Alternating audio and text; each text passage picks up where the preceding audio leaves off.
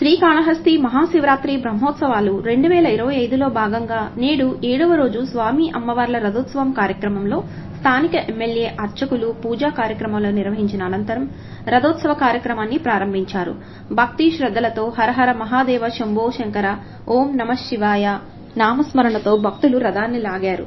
ఈ కార్యక్రమంలో స్థానిక ఎమ్మెల్యే బొజ్జల సుధీర్ రెడ్డి, ఆలయ ఈవో, ఆలయ అధికారులు, సిబ్బంది, పూజా ప్రతినిధులు, భక్తులు విశేష సంఖ్యలో పాల్గొన్నారు.